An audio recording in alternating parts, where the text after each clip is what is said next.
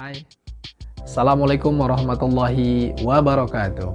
Selamat datang kembali di David Rick, channel yang membahas seputar dunia pelayaran. Semoga materi-materi yang ada di channel ini bisa menambah pengetahuan dan wawasan Anda tentang dunia pelayaran. Teman-teman sekalian, pada video kali ini saya akan membahas tentang sistem ujian keahlian pelaut. Tapi sebelum kita membahas lebih lanjut, saya mengingatkan kembali kepada teman-teman yang belum subscribe channel, silahkan di subscribe, di like, komen, share sebanyak-banyaknya. Semoga informasi-informasi yang ada dalam channel ini bisa menambah pengetahuan Anda terkait dengan dunia pelayaran dan juga teman-teman yang ada di luaran sana yang belum memahami tentang dunia pelayaran. Teman-teman sekalian, beberapa waktu yang lalu saya pernah diminta untuk supervisi ujian keahlian pelaut.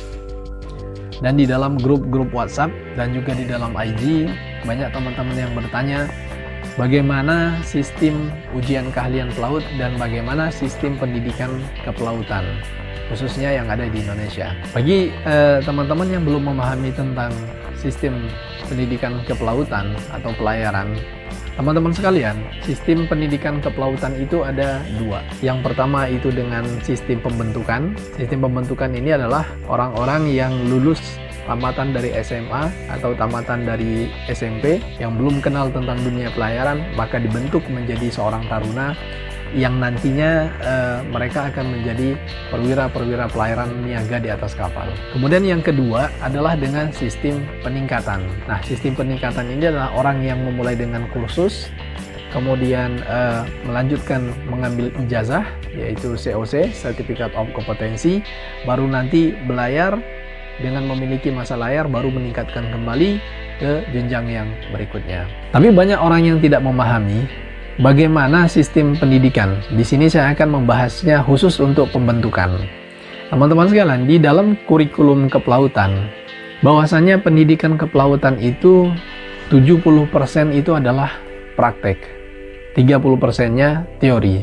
Nah, praktek ini bisa dilakukan di dalam simulator, bisa dilakukan di laboratorium, atau juga bisa dilakukan di luar kelas dengan di tempat-tempat yang lain, di bengkel atau di mana. Nah, teman-teman sekalian, pendidikan kepelautan khusus yang untuk D4 yang dilaksanakan oleh Sekolah Tinggi Ilmu Pelayaran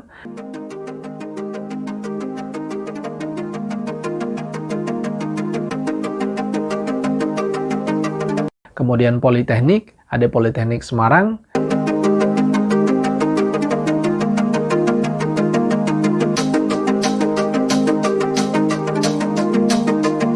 kemudian Politeknik Makassar,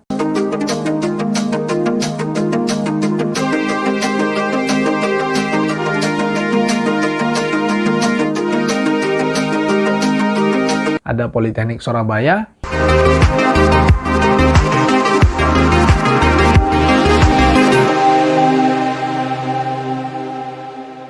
itu mereka melaksanakan program pendidikan D4 atau setara dengan S1, di mana sistem pendidikannya adalah 2 tahun di kampus, kemudian 1 tahun melaksanakan praktek berlayar atau prala. Untuk yang jurusan KLK-nya melaksanakan praktek darat, ya, prada. Setelah itu mereka kembali lagi ke kampus. Nah, itu adalah sistem pendidikannya.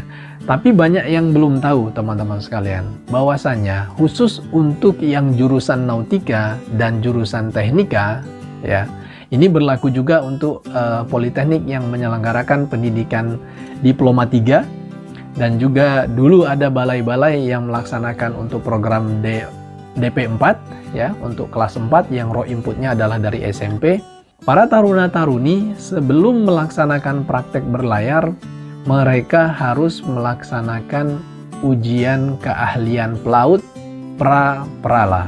Jadi sebelum mereka naik ke atas kapal, mereka harus melewati satu ujian negara dulu, yaitu ujian keahlian pelaut pra-prala. Nanti setelah mereka lulus dengan ujian keahlian pelaut pra-prala ini, mereka baru bisa melaksanakan praktek berlayar selama 1 tahun.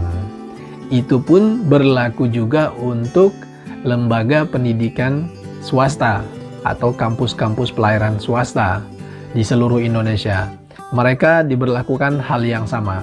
Jadi mereka sebelum praktek berlayar harus mengikuti ujian keahlian pelaut pra-prala.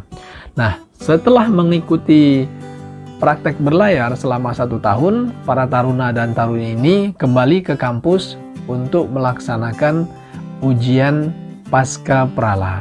Di samping mereka melanjutkan pendidikan lainnya, seperti menyelesaikan skripsi atau menyelesaikan paketnya, atau ujian yang lainnya. Tapi di sini saya akan fokus membahas tentang ujian keahlian pelautnya.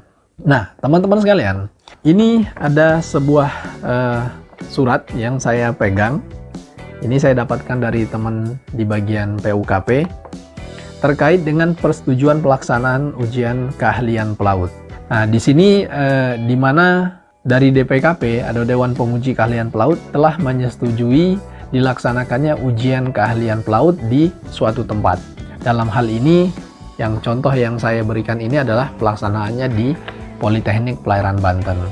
Jadi kalau DPKP telah menyetujui untuk dilaksanakannya ujian keahlian pelaut, mereka akan mengeluarkan surat yang ditujukan kepada Ketua PUKP atau pelaksana ujian keahlian pelaut untuk dilaksanakan ujian keahlian pelaut. Nah, tapi di sini yang saya garis bawahi adalah sebelum-sebelumnya ujian kepelautan itu melaksanakan sistem ujian pertama, kemudian jika ada taruna-taruni yang masih maka diberikan kesempatan untuk ujian yang kedua, kemudian setelah itu diberikan kesempatan lagi untuk ujian yang ketiga, setelah itu diberikan lagi kesempatan untuk ujian keempat. Nanti setelah ujian yang keempat ini ternyata taruna dan taruni belum lulus juga, maka ujian yang sebelumnya adalah hangus. Nah, tapi di periode yang sekarang, ya, di periode yang sekarang DPKP sudah banyak berubah.